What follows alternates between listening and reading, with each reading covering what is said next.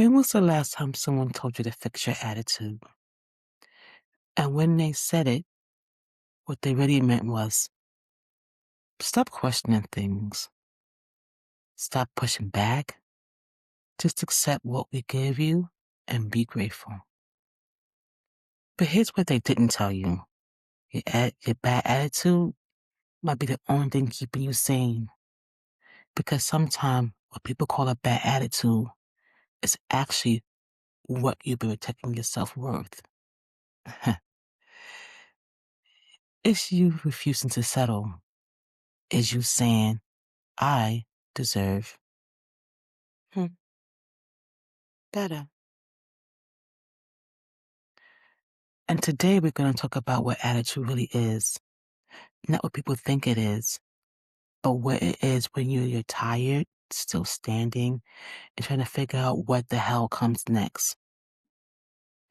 Let's get real about attitude. Attitude is not about being positive. It's not about good vibes. It's not about smiling when you're hurting. Attitude is your posture. It's how you decide to stand in your life, especially when you don't know where you're still standing. It's a story you tell yourself about who you are and what's possible next. And here's the part nobody talks about. Sometimes the right attitude looks like anger, like disappointment, like boundaries.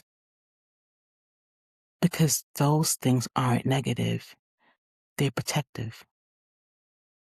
There you're saying, I'm not accepting this anymore. And that's where real change starts. Think about it.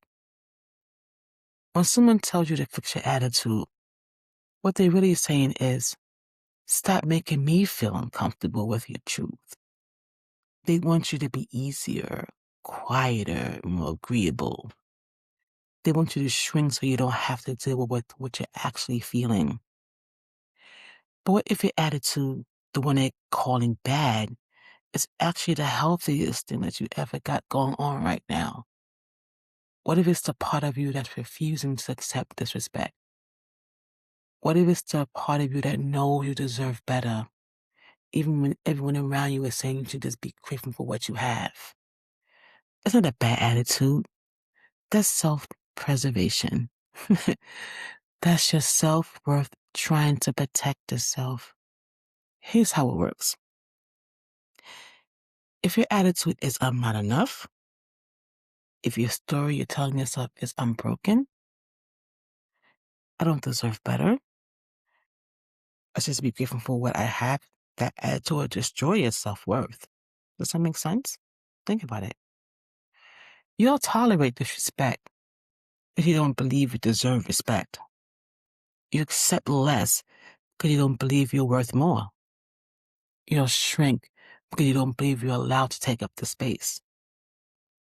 But here, listen to this. But if your attitude is I'm still here and I mean something, if the story you're telling yourself is I survived this, I'm learning, I deserve better. That attitude will rebuild your self-worth. You'll set boundaries because you know you're worth protecting. You'll demand better because you know you deserve it. You'll stand tall because you know you're allowed to exist fully. Your attitude is the first domino. When it shifts, everything else starts to shift too. And here's the thing. You always have options in a world that tells you everything should be instant, easy, perfect. We forget that we are different routes, different ways to try, different ways to stand. And when something doesn't work, that's not failure. It's learning that what doesn't fit so you can figure out what does. That's not failure. That's choosing your own path. It's saying, okay, that didn't work. Let's try something else. That's attitude. That's power. So here's a question. What if the one thing you're calling failure is actually you learning what you need to know to build something better? Let me tell you about a woman we call Nia. Nia grew up in a family that expected her to always be grateful. No matter how she was treated, no matter what happened to her, she was supposed to smile and say, I'm blessed. So when her partner dismissed her feelings, she told herself, at least I'm not alone. I should be grateful. When her job overworked and underpaid her, she told herself, at least I have a job. I should be grateful. When her family constantly criticized her, she told herself, each day in my life, I should be grateful. That was her attitude. I don't deserve better, so I'll be grateful for what I get. And that attitude, you guessed, it was destroying her self-worth. To stop believing she was worth kindness, respect, or reciprocity. To stop believing her feelings mattered. She stopped believing she was allowed to want more. Because her self-worth was shattered, her gratitude became fake. She'll say, I'm grateful, but what she really felt was resentment because she was giving everything and getting nothing in return. And that cycle, I think I got the picture, was shaping her legacy. She was becoming the woman who accepted less, the woman who taught others by example that her needs did not matter. Until one day someone told her to fix her attitude. And instead of shrinking like she usually did, she got angry. And then not the out of control angry, but righteous and protective sort of angry. Then you get the picture. That said, I am tired of pretending that I'm okay when I'm not. And that anger, that bad attitude everyone was so worried about, that was the beginning of her healing. Because a new attitude, I'm worth more than this, started to rebuild her self-worth. She set boundaries with her parent, her partner. She asked for what she deserved at work. She told her family I would not be criticized anymore. And as she did that, her gratitude became more real. She stopped being grateful for scraps.